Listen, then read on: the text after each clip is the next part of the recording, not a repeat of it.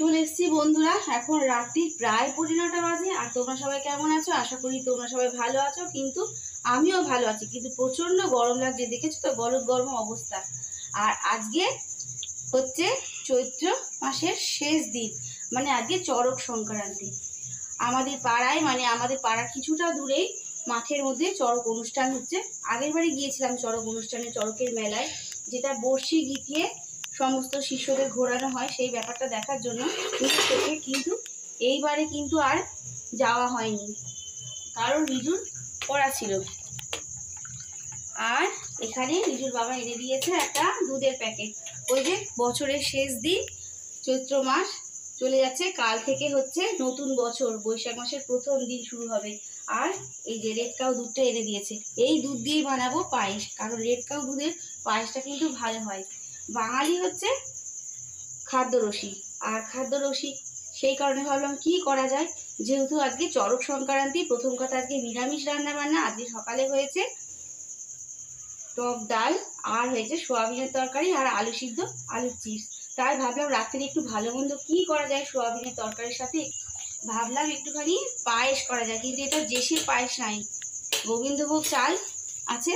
তার সাথে হচ্ছে এই যে শীতকালের খেজুরের গুড়, এটা কিন্তু ফ্রিজে স্টোর করা ছিল। এই খেজুরের গুড় দিয়ে হবে আজকের পায়েস। এই যে বললাম বাঙালি খাদ্য রসিক, বাঙালি খেতে খুব ভালোবাসে।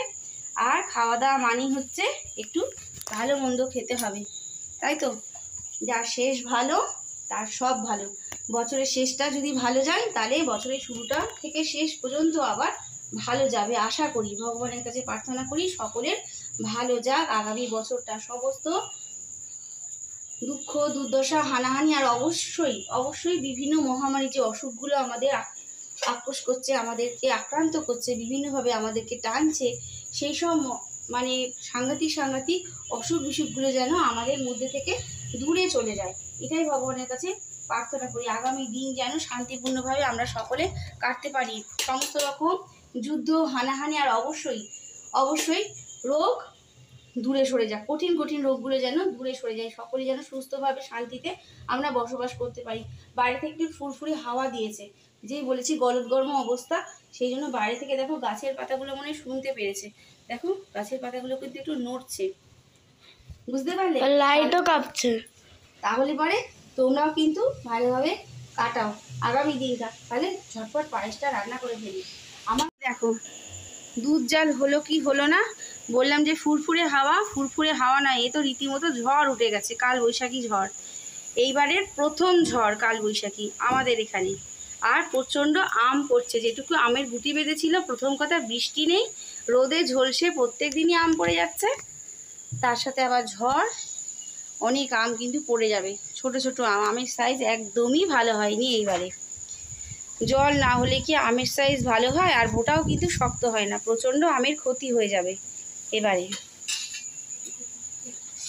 এবার কারেন্ট মহাশয় কতক্ষণ থাকে সেই নিয়ে চিন্তা, কারণ যে কোনো মুহূর্তে কিন্তু কারেন্ট চলে যেতে পারে। আর দেখো অন্ধকার, চারিদিকে অন্ধেরাই। একটুখানি গাছের পাতা জোরে নড়লো কি নড়লো না, কারেন্ট বাবাদি ছুটিতে চলে গেছে। আর এখানে আমি কষ্ট করে পায়েস রান্না করলাম, কারণ বাড়িতে কিন্তু ইনভার্টার নেই, শুধুমাত্র এই এমার্জেন্সিটাই ভরসা। আর আমার হাতের এমার্জেন্সি, আর এটা কিন্তু রিজু বানিয়েছে এমার্জেন্সি লাইট, দেখেছো? একদিন দেখাবো সুন্দর করে, দারুণ কিন্তু লাইটটা, মানে কাজ চলে যায়। আর এখানে আমি করে নিয়েছি এই যে রাতে রুটি গরম গরম, পায়েস, আর হচ্ছে সোয়াবিনের তরকারি। ব্যাস এই দিয়েই হয়ে যাবে আজকে রাতের ডিনারটা। তাহলে খেয়ে নিই, এমার্জেন্সিরও কোনো বিশ্বাস নেই, যতক্ষণ ব্যাটারি থাকবে ততক্ষণ জ্বলবে, তারপরে ভূতের মতো অন্ধকারে বসে থাকতে হবে। আর এই কাঁচা লঙ্কাটা আমি নেব।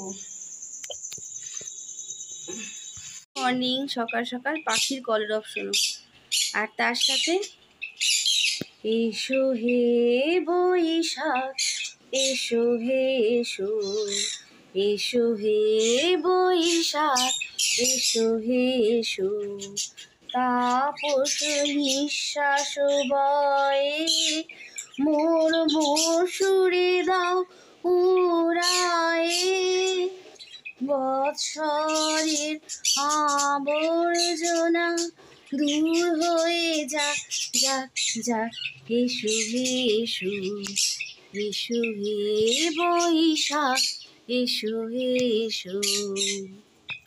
জানাই শুভ নববর্ষের প্রীতি ভালোবাসা আর অনেক শুভেচ্ছা। আর সকলের এই বছরটা খুব ভালো কাটুক, খুব আনন্দে কাটুক। তার সাথে প্রত্যেকটা মানুষ যেন সুস্থ জীবনযাপন করে, সমস্ত রোগ যেন দূরে সরে যায়। এখানে চলে এসেছি রুটি করতে, ব্রেকফাস্টে রুটি আর আছে কালকের করা সেই খেজুরের গুড়ের পায়েস। যেহেতু বছরের শেষ করেছিলাম এই পায়েস দিয়ে, আর শুরুটাও করব কিন্তু এই নলেন গুড়ের পায়েস দিয়ে। আর পায়েস একটা শুভ জিনিস।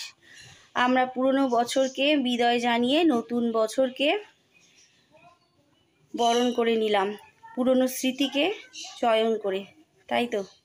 এবারে ব্রেকফাস্ট রেডি করতে হবে। দেখি, পয়লা বৈশাখ বলে কথা, একটু তো বাঙালির ঘরে ভালো মন্দ জিনিস করতেই হবে। ওই আবারও বলছি, বাঙালি হচ্ছে খাদ্যরসিক, কিছু পেলেই কি খাবো এটাই ভাবতে চলে যায়, তাই না। বড় প্রেশার কুকারে হচ্ছে দুপুরের জন্য ভাত, আর একটাতে বসিয়ে দিয়েছি আলু উচ্ছে সিদ্ধ।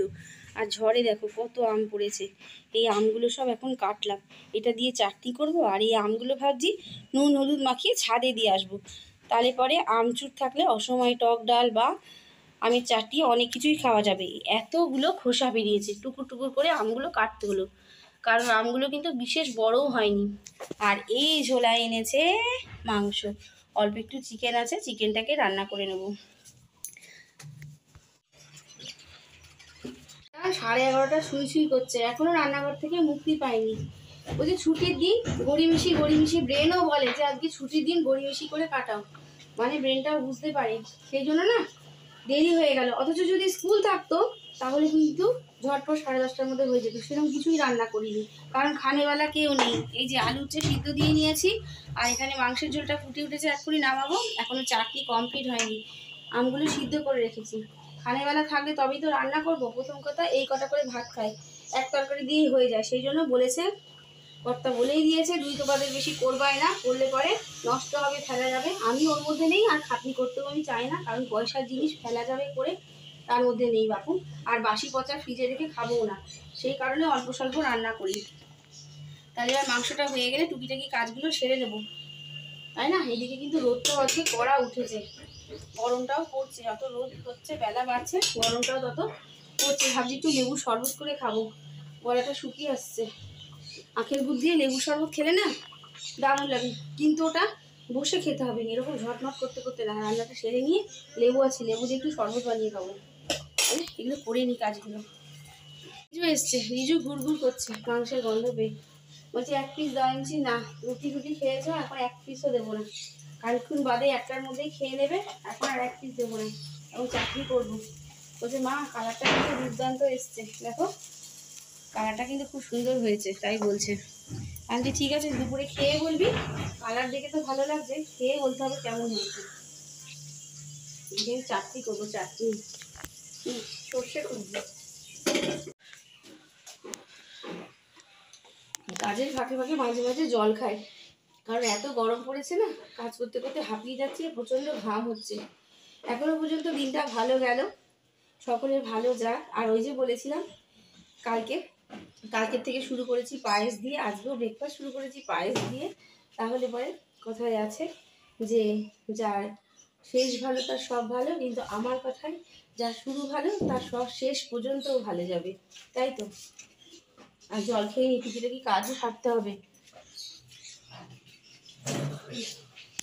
ছেড়ে টুকিটাকি কাজ, জামা কাপড় গোছানো সমস্ত কিছু হয়ে গেছে, কমপ্লিট, ফুরিবোঝ কমপ্লিট।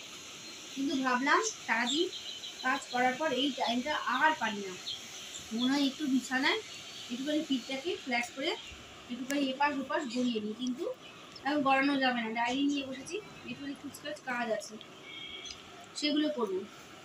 আর এই শুভ নববর্ষের দিনে ছোটবেলায় কি করতাম, শোয়া তো দূরের কথা, কখন বিকেল হবে মার হাত ধরে 2 বোনে মিলে দোকানে গিয়ে হালখাতা করবো, সেসব দিন এখন অতীত।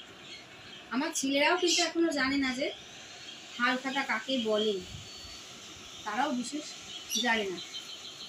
ওটা 2-1টা 3টে যা ওটা 5-6 বছর আগে হতো, এখন সেটাও প্রায় বন্ধ হয়ে গেছে, মানে ধার বাকি খাওয়া বন্ধ হয়ে গেছে। যদি কেউ এমনি করে নেমন্তন্ন, থাকতো সেখান থেকে আনা হয়, কিন্তু পয়লা বৈশাখে হালখাতা নেই এবার। তাই বলছি সব কিছু যেন বাঙালির ঐতিহ্য আমরা হারাতে বসেছি, তাই না?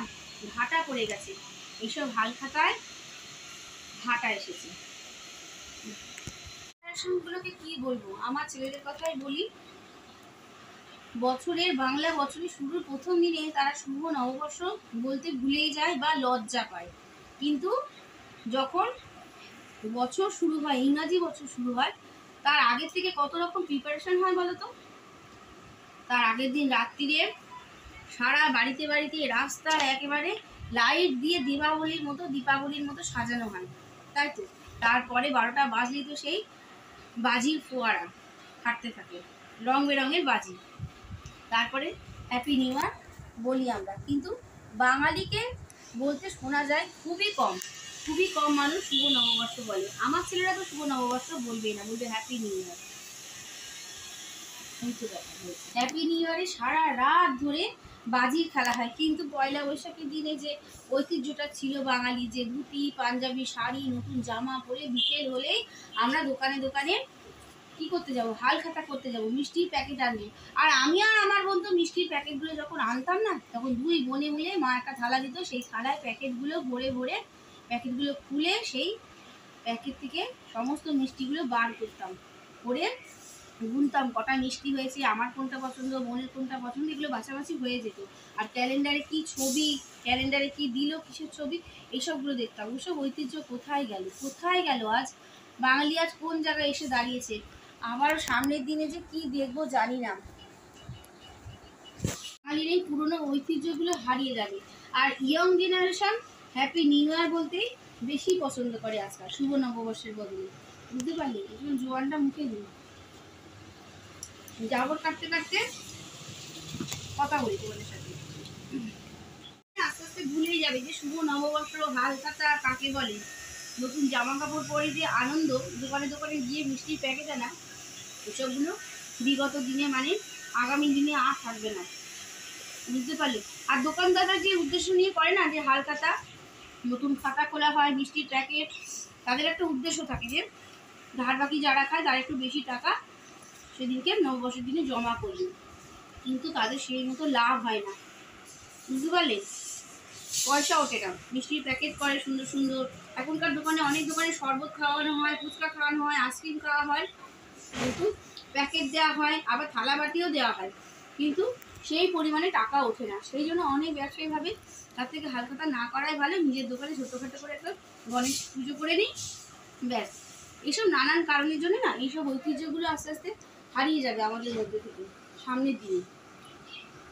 শুভ নববর্ষ বা হ্যাপি নিউ ইয়ারের মতো আরেকটা জিনিসও কিন্তু বাঙালি ভুলতে বসেছি বা লজ্জা পায়। আমরা যদি বলি শুভ জন্মদিন, তা কিন্তু বাঙালি বলে না। আমার ছেলে তো শুভ জন্মদিন বলেও না, আবার আমার বোন মানে আমার ছেলের বন্ধুদেরও কাউকে বলতে দেখি না যে শুভ জন্মদিন। কি বলবেন? হ্যাপি বার্থডে, স্টাইল করে হ্যাপি বার্থডে। ওই জন্মদিন এলে পায়েস করা, আশীর্বাদ, চন্দনের ফোঁটা, এসবগুলো আর উঠেই যাবে আস্তে আস্তে। এগুলো তাদের নাকি লজ্জা লাগে, আশীর্বাদ করলে, শাক বাজালে, তারপরে পায়েস, এগুলো নাকি ব্যাড ডিজিট তাদের কাছে মনে হয়। তারা কেক কাটবে, ফু দিয়ে মোমবাতি নেভাবে, হ্যাপি বার্থডে টু ইউ বলবে, তবেই হবে নাকি তাদের কি হবে, বার্থডে, হ্যাপি বার্থডে। জন্মদিন তারা লজ্জা পায় বলতে। আজ আমার শুভ জন্মদিন বা তোর শুভ জন্মদিন, এগুলো তারা বলেই না আজকাল। বাঙালি হয়ে সত্যি আমরা স্বীকার করে নিচ্ছি, আমরা ইংরেজদের বিভিন্ন রকম হারিটা নিজেরাই দেয়, তাই না? ইংরেজদের বিভিন্ন রকম নিয়মগুলো আমরা গ্রহণ করছি, আর আমাদের বাঙালির যে ঐতিহ্য সেগুলো নিজেরাই বর্জন করে ফেলছি। স্টাইল নাকি এগুলোকে বলে, style. Happy birthday, happy new ইয়ার, এগুলো হচ্ছে স্টাইল। আর ওইগুলো বলতে খুবই নাকি লজ্জা লাগে। শুভ জন্মদিন, শুভ নববর্ষ, এরা জানবেও না, বলবেও না, বলতে তাদের একটু বাধো বাধো লাগে। হ্যাপি বার্থডেতে কেক কাটা একটা স্টাইল দাঁড়িয়েছে, ফু দিয়ে মোমবাতি নেবানো। তবে আমি বলি জন্মদিনে কিন্তু পায়েসটাই মাস্ট, পায়েস করতেই হবে, পায়েসটাই হচ্ছে শুভ। আর প্রদীপ জ্বালাতেই হবে, আশীর্বাদ করতেই হবে, চন্দনের ফোঁটা দিতেই হবে। আমি কিন্তু ছেলেদের এইসব করেই থাকি, যত যাই বায়না করুক, যাই করুক তাই করুক, কেক যতই আনা হোক না কেন, পায়েস অবশ্যই করবো, পায়েস খেতেই হবে। আর যেতে যেতে এই গানটা না করলে কিন্তু আজকে হবে না। শুভ নববর্ষের দিনে। চল এই গানটা যেতে দেখলাম। নূতন দেখা দিকার বার, জন্মের প্রথম শুভ ক্ষণ, তোমার প্রকাশ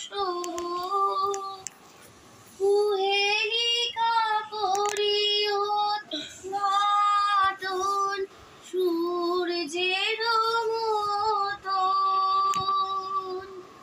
হে নূতন দেখা দিকার বার, জন্মের প্রথম শুভ ক্ষণ। আজকের মতো ভিডিওটা এখানেই শেষ করছি। আবার দেখা হবে আর একটা নতুন ভিডিওর সাথে নতুন সকালে। তাহলে বছরের প্রথম থেকেই বছরের শেষটা যেন সকলের খুব ভালো থাকুক, সকলে খুব সুস্থ থাকুক, আনন্দে এনজয় করো। আজকের মতো আসছি, টাটা।